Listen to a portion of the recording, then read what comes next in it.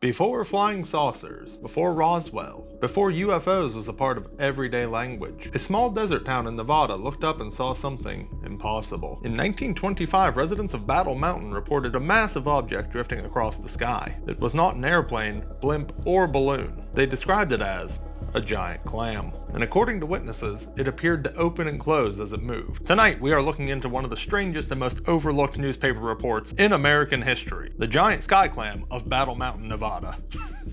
That just sounds so stupid.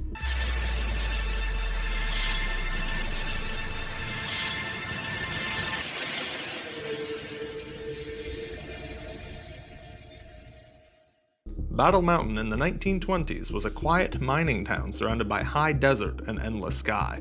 If something appeared overhead, there was nowhere for it to hide. The landscape was wide and open, the kind of place where you could watch a storm forming from miles away. So when people began pointing upwards one afternoon in 1925, others quickly followed their gaze.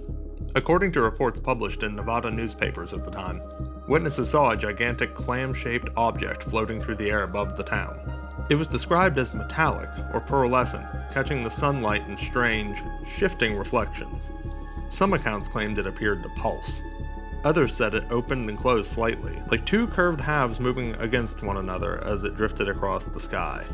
It had no wings, no visible propellers, no smoke, and no engine noise echoing across the desert. It simply moved, and perhaps the most puzzling of all, witnesses claimed it traveled against prevailing wind. So consider the year. This was 1925. Commercial aviation was still in its infancy. Airships existed, but they were rare and unmistakable. The flying saucer wave wouldn't begin for another 2 decades. There was no pop culture framework for alien craft. No viral hoaxes, no digital manipulation. These were miners, railroad workers, and ordinary townspeople describing something they could not categorize or identify. But the story becomes even stranger. Graham! What? We got new merch! Holy f***! That's right, we finally got merch. We've got beanies, shirts, koozies, a little something for everyone. All of this is available at purplephosphor.com. If you've been itching for a chance to rep your favorite shitty YouTuber at home, now's your chance. Isn't that right, guys? Not only is buying merch the best way to support the channel aside from giving a like and a comment, if you don't, my grandma's going to beat the shit out of me. I'm serious, she's impossibly strong. And impossibly fast. Please buy merch. So go ahead and visit purplephosphor.com for more. Go ahead and check it out, and thank you again for watching. Back to the episode. One of the more detailed accounts tied to the incident involves a man named Don Wood Jr. According to later retellings, Wood and a friend were flying small aircraft over the Nevada desert when they encountered the object from the air. They reportedly saw something ahead of them that did not resemble any aircraft they recognized. A curved, shell-like structure, shimmering strangely in the sunlight. Unlike a balloon drifting passively, the object appeared to hold position. As they adjusted their flight path, Wood claimed it subtly shifted orientation, almost as though it was aware of them. There was no engine noise and no visible propulsion, just a smooth, clam-shaped form suspended against the sky. Rather than turning away, the two men followed it at a cautious distance.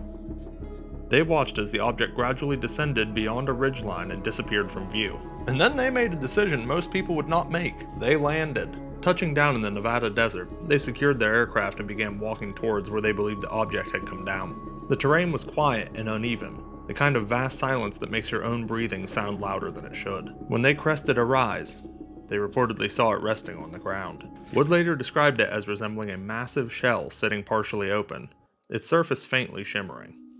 It didn't look like conventional metal.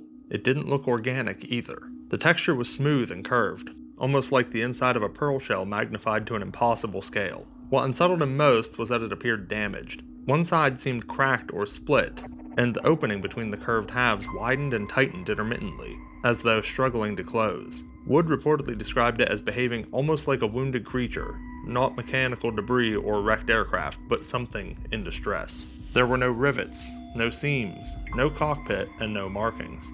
Just slow, deliberate movement. As the two men approached cautiously, unsure whether they were looking at some experimental machine or something far stranger, Wood later claimed he felt a faint vibration in the air.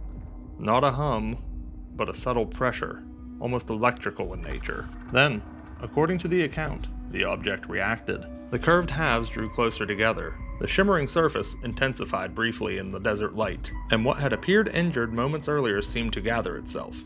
Before the men could move closer, the structure lifted from the ground and rose smoothly back into the sky, ascending without violence or visible propulsion until it disappeared into the horizon. Wood and his friend were left standing in the desert, staring at an empty air where something impossible had just been. If that account is accurate, the Battle Mountain Sky Clam wasn't merely a distant curiosity drifting across the desert sky. It was something reportedly descended, appeared damaged, and then left under its own power. So what could it have been? A weather balloon seems highly unlikely, though it is the #1 culprit in my noggin. Atmospheric distortion may explain something glimpsed at a distance, but not something observed on the ground. A secret experimental aircraft in 1925 would involve technology that, as far as the public's aware, would be far out of their reach during that period of time. Of course, it's entirely possible that the story kind of grew as it was being retold through the years. Newspaper accounts can kinda blur the lines and slowly form into new legends. Witness memories can evolve or exaggerate over time, and details can become sharper or stranger. But the core fact remains. In 1925, a quiet desert town documented a clam-like object floating through the sky above that no one could identify. And at least one account claims that it did not just pass by, it touched down. And nearly a century later, we're left with fragments of testimony and a story that refuses to fit any category. Long before flying saucers became cultural icons, people were already looking up into the sky and witnessing things that did not align with their understanding of the world. And sometimes the most unsettling mysteries are not the most dramatic ones. They're the quiet reports that slip into history without resolution. Strange enough to linger, but ordinary enough to be forgotten. And with that, Nevada, you have just earned your place on our map as we creep through America. Nevada, you've been creeped. Thank you for watching, and as usual, stay curious, and I'll see you next time. Bye-bye.